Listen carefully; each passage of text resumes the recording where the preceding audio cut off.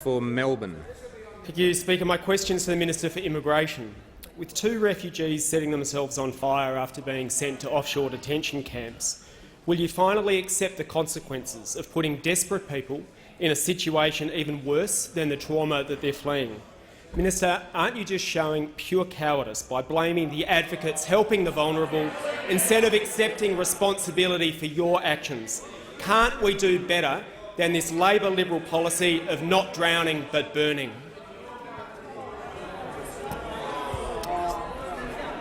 The Minister will just resume his seat. I can see the Manager of Opposition Business is wanting to take a point of order, and I'll allow him. I suspect it's on for members opposite as well. The reference at the end is deeply unparliamentary and offensive to all members of the House, and I ask that that last part of the question be ruled out of order. It's not the policy held by any of us here. And I heard enough of it to concur, which is why I saw the member for Sydney moving quickly to the dispatch box, and I concur. The Minister will disregard the last part of the question, and I'm going to ask the member for Melbourne to withdraw. I withdraw. Thank the member for Melbourne. The Minister has the call. Well, thanks very much, Mr Speaker. I'm sure I speak for all honourable members and, in fact, for every Australian when I say that we don't want to see people self-harming. We don't want to see them self-harming in our country. We don't want to see them self-harming on Nauru or Manus or anywhere else. Equally, though, all Australians don't want to see people drowning at sea. And the reality is that we need to deal with very tough situations in relation to movements across our borders. We need to make sure that, particularly in this day and age, that there is a secure border management system in place, and we need to do that because we need to have a safe community. The United Nations tells us that there are some 58 million people around the world that would seek to come to a country like ours because they want a better life for them and for their children, and all of us can understand that. The reality is that we are a population of 24 million people, and we have one of the highest per capita intakes of refugees in the world. Along with Canada and the United States, we take people in record numbers. 13,750 refugees will come to our country this year, and within 2 or 3 years that number will grow to 18,250.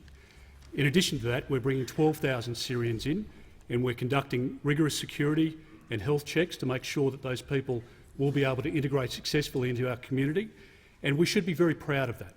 But what the government has been absolutely adamant about is we are not going to allow people smugglers to dictate the refugees who seek to come to our country.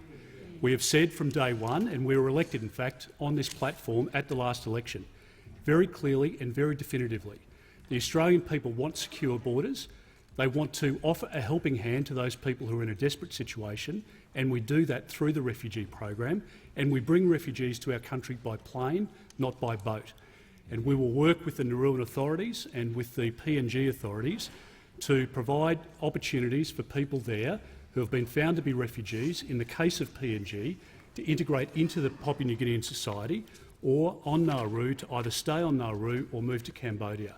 We are working on third country settlement options, but we need to structure any arrangement in such a way that it will not create a pull factor or an opportunity for people smugglers to get back into business. We have dozens of health workers working on Nauru at the moment, including mental health workers, including support people who are providing support to refugees and to people on Nauru to try and provide them with support, but to deliver a very clear message, and that is that they are not going to settle in our country.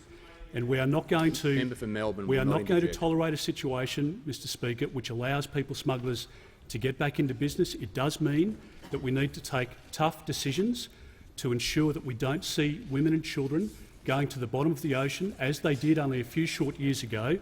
And we should speak for the 1,200 people who drowned trying to make the journey across to our country, and we should never allow that to happen again.